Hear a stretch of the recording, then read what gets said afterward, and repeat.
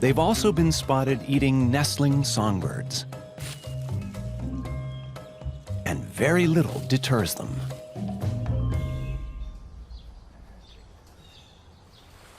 We're in the backyard, on the side. The fence is 6 feet high, and they have jumped over it, which amazed us. As you can see, we had to install this fence to keep the deer out of our yard. This is a 6-foot fence, which actually is somewhat inadequate. White-tailed deer will jump in the wild. They use this technique to evade predators and to just overcome an obstacle that's in their way. We had to build a really tall fence because deer were continuously jumping over it.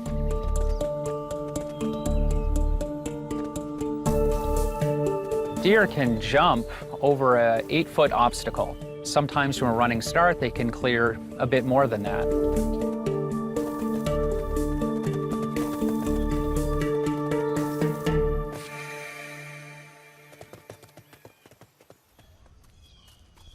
It's no wonder a fence isn't much of a deterrent. The deer need to consume up to 7 pounds of food a day. But these voracious eaters don't have upper front teeth. They chew by pressing their lower incisors against a pad on the upper gum.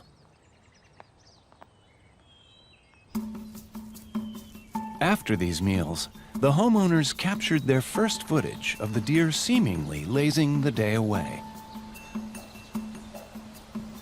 Sunday morning, and there's about 4 deer just bedded down in the backyard. To the Cayuga Heights cinematographers, it may seem like a siesta, but the deer are actually doing something crucial. They're digesting. Deer are members of the same ungulate family of hoofed mammals as cows and buffalo. Like cows, they have a 4-chambered stomach. They eat quickly. Then later, they cough up food and chew it again. It's a vital part of their eating cycle. And the reason they sometimes seem to hide during the day. Finding cover away from prying eyes, they disappear into the shadows to digest. But they're often a lot closer than you think. The crew decided to reveal the secret of this magic act by shooting a regular high-def camera side by side with one that picks up a thermal imprint. They were able to show where the deer go, a private world that's sometimes right under our noses. A thicket of branches is all it takes to make a deer invisible during the day. Only the slightest movement gives away the animal's position until it emerges again to feed.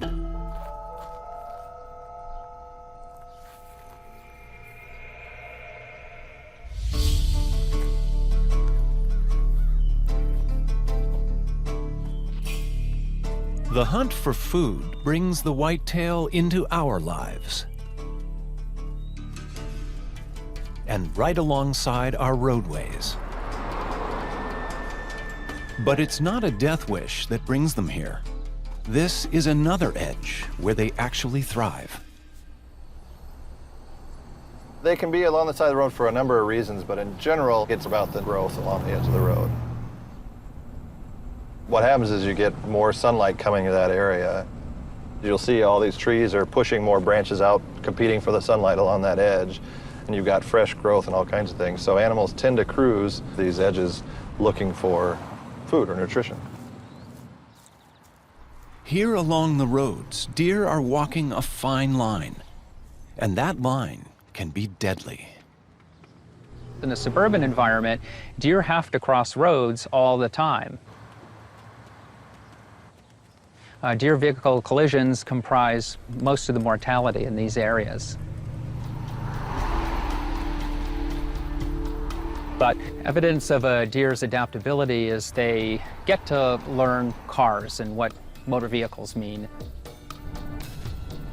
The older deer tend to cross these roads very cautiously.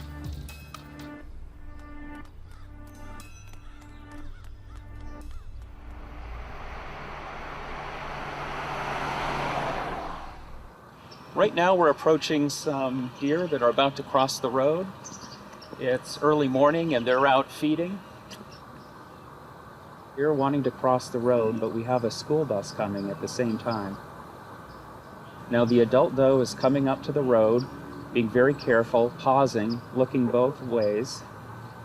The deer looked to the left, looked our way a bit, and is crossing slowly. The younger deer will likely cross right after her, and they'll just run out in the road. Fawns get into all sorts of trouble, just like human kids. This is a fawn crossing the road, not looking. And there's another fawn crossing. So you saw the care that the adult doe took in crossing the road and how carelessly the younger deer crossed the road.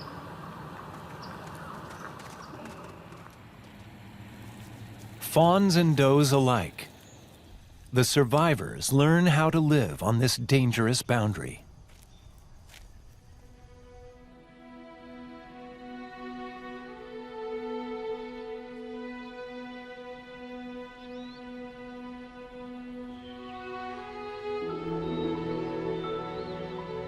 On the borders of yards and roads, there are other edges deer inhabit. The edges of the day. Deer have natural rhythms throughout the day, and the period that they're most active is in the early morning or the late afternoon. And that's when they do a lot of their feeding, and this behavior is known as being crepuscular. Crepuscular. Creatures of the shadows, of the dawn and the dusk. Whitetail are perfectly adapted for those hours. Their camouflage blends in, and it's the time their vision actually works best. Attuned to the gathering darkness.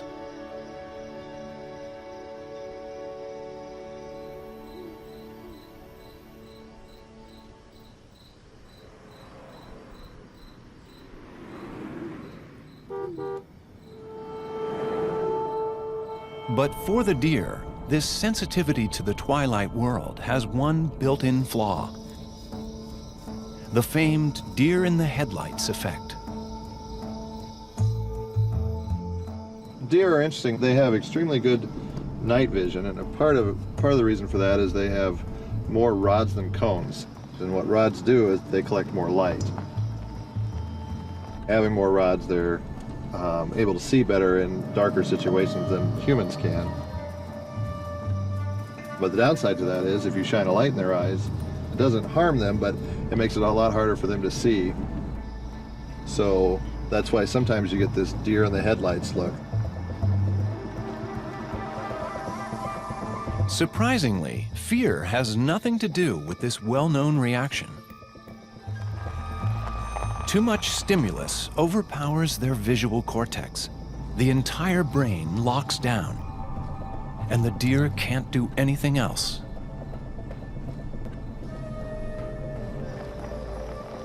Sometimes they'll freeze and lock up for even 2, 3, 4 minutes. Oh, there's a deer right there. So right now we've got this light shining on this buck here. You know, he's kind of trying to figure out what's going on. If you notice, he'll just kind of get a little confused and just stand staring kind of off in the distance while you have that light on him. And sometimes, you know, in this situation, this deer didn't get too weirded out by it, but, you know, sometimes it can last for a couple minutes where they'll just stare into the light, kind of confused.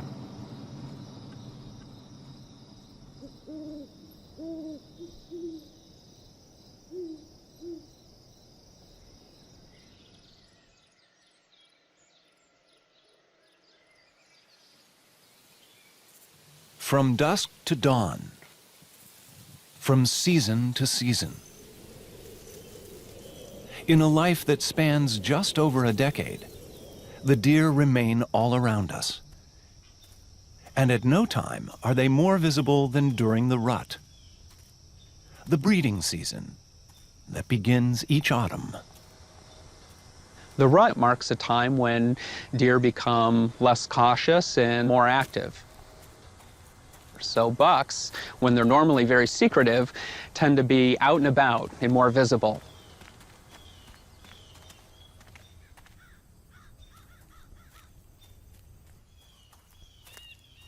All through the woodlands, bucks begin signposting their presence.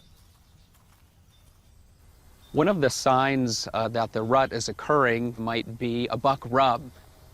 Whitetail bucks take their antlers or the glands on their forehead and they'll rub up and down a tree. They want to leave their scent as communication for other deer in the area. Deer have scent glands all over their bodies, at least 7 in all,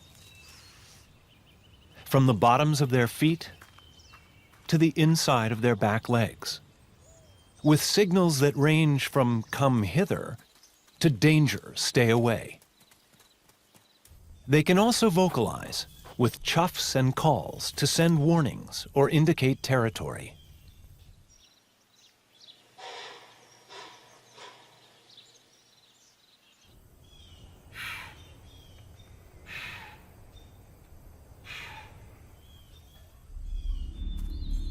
And all these signals come into play during the rut. The rut is an interesting time of year. There's a very small window where these females or does come into heat. You have 5 days or 6 days where all these animals come into heat all at once. So these bucks are spending every waking hour trying to breed as many does as possible.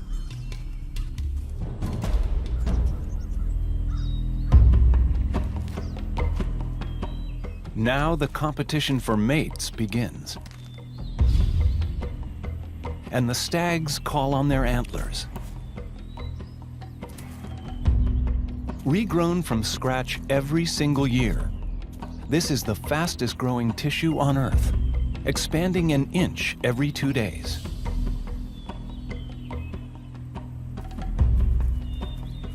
Equipped with their very first antlers, youngsters try a little tentative sparring.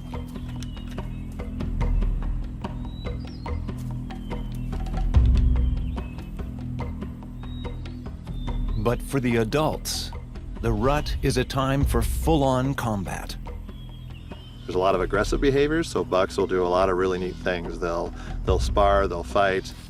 It's a very fast and furious time, and it's a very exciting time to be in the woods.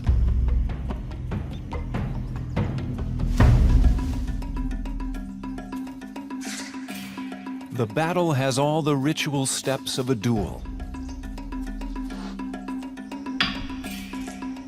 The slow approach.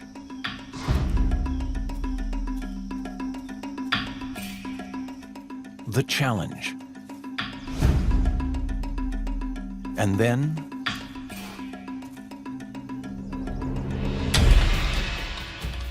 the clash.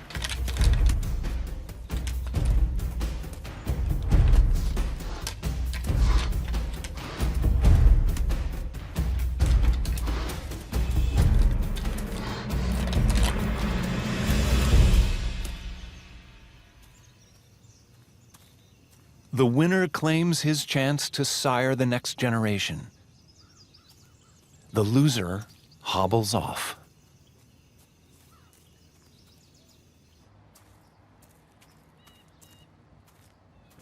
Nowadays, the rut is not just the call of the wild. It's seen in parks and backyards.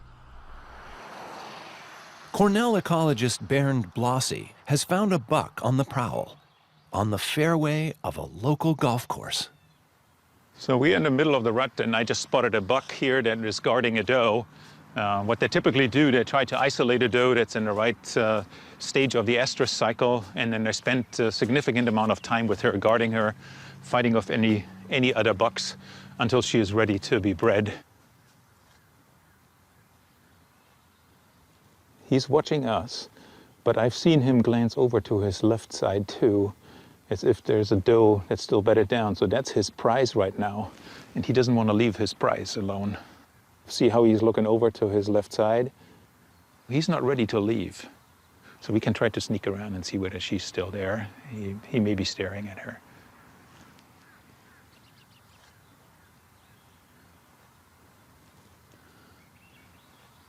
There she is. Jesus on the other side of the fence. You can just see her butt right now. See how he's watching her?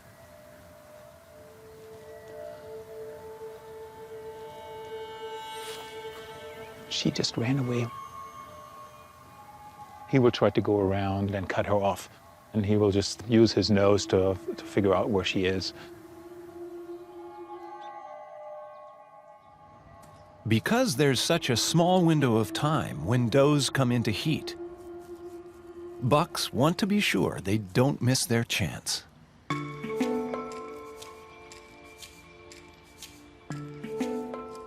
During the rut, a buck will pick out the right-smelling female and then follow her wherever she goes.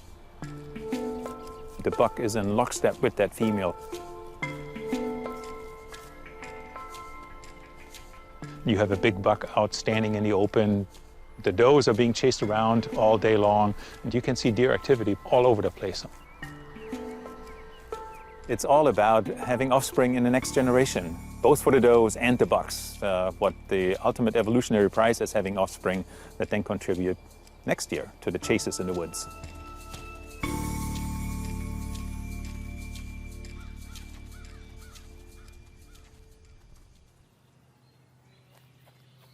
While the clashes of the rut get so much attention, other interactions between deer remain more mysterious. Biologist Josh Millspaugh wanted to see those relationships in a brand new way. What we're doing is we're putting cameras on deer and we're monitoring what they see and what they hear real time. That's a completely different perspective than we've ever had.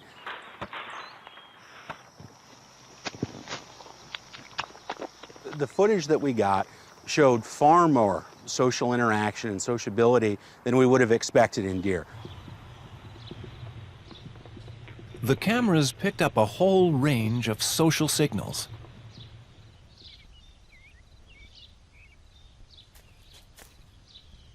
The deer sniff each other when they meet.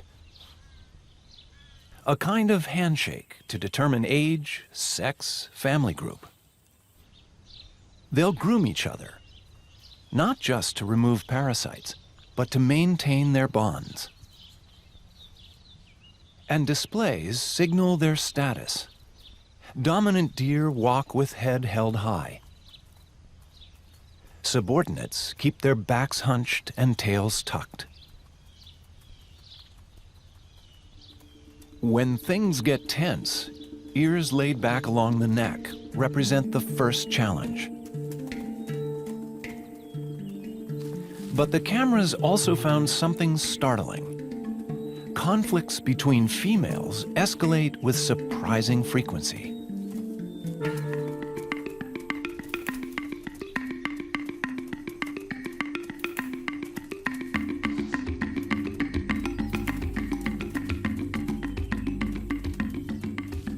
We saw a lot of antagonistic kind of behavior that we might have expected between males during the breeding season.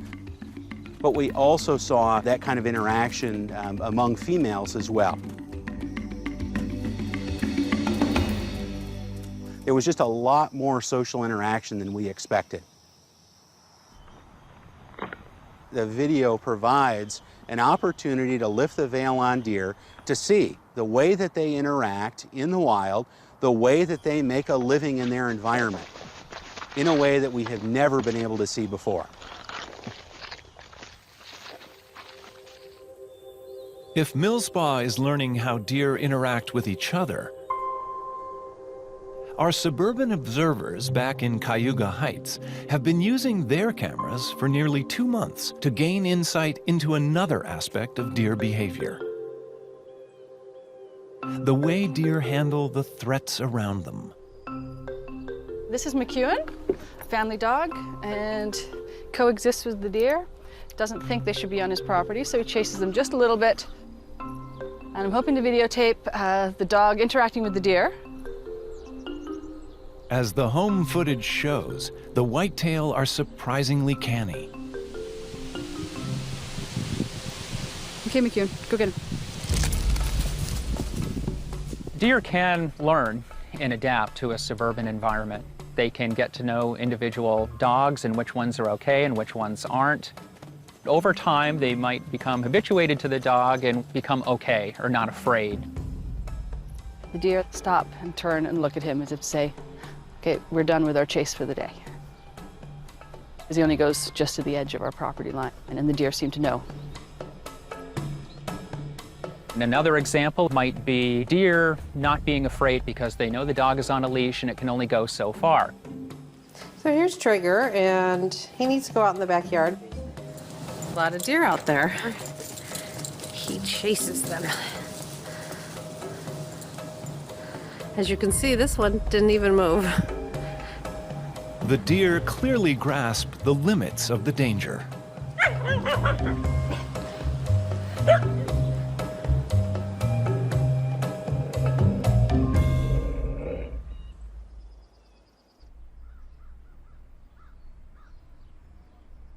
Whitetail have learned that the suburbs seem to be a safety zone.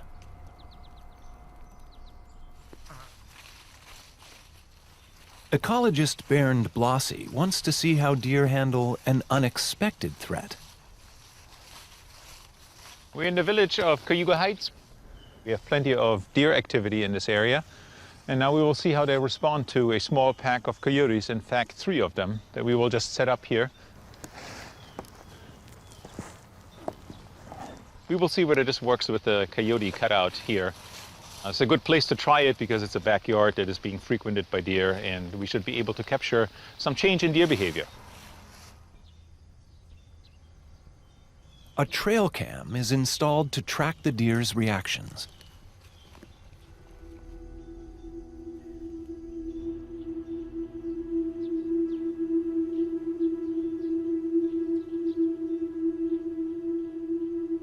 It's just a couple of hours after we left, and this big monster buck shows up, and he's eyeing the coyotes here. There's another deer coming right here, going right to the coyote. It's like 2 yards away, checking it out, right here, lifting the oh, a little shy of it. You can kind of see here, this animal is cautious. Something is new in the yard. There are silhouettes there. They resemble probably something that the animal may have seen before, but these silhouettes don't behave like real animals. They're not turning around, they're stationary. So now the animal figured out this is a non-threatening situation. The deer are smart enough to learn what poses a real threat and what doesn't. This animal is completely checking out what this thing is. Not scared behavior, definitely not. It's actually licking the coyote right now, so.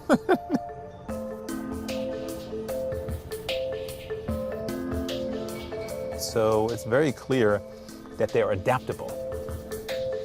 They encounter all kinds of different circumstances and they need to be able to respond to that. And that's what we're seeing here.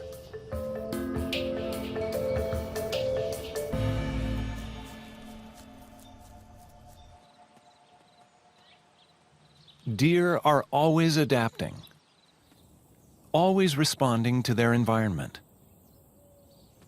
These changes can be physical too. And nowhere is that seen more strikingly than on a few scattered islands in the Florida Keys.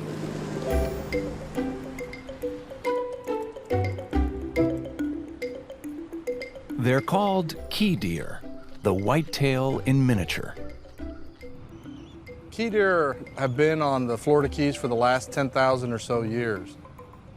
10,000 years ago, the last glaciers melted and caused sea levels to rise, and in essence, they were trapped on this chain of islands. It's believed that they came from the mainland, Florida, though some also believe maybe they came from Cuba. The majority of them are found on two islands, Big Pine and No Name Key. Tiny worlds cut off from the outside. Islands push evolution to extremes. Larger animals tend to shrink over generations.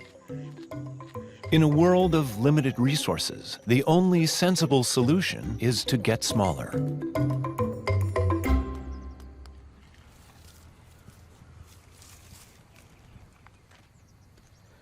Here's a full-size adult female key deer. Shoulder height, they're less than 36 inches. It's a very small deer. If this was a regular white-tailed deer, it'd probably be about this tall. Key deer are smaller than the average white-tailed deer because, in general, as you move from northern to southern environments, animals get smaller. It's a mechanism of dealing with the loss of heat. The males are slightly larger, but not much larger.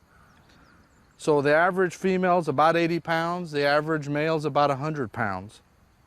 Because of their environment, they're acclimated to humans. A really cute animal. You can see why so many people love the key deer. People love them, but in a way, they're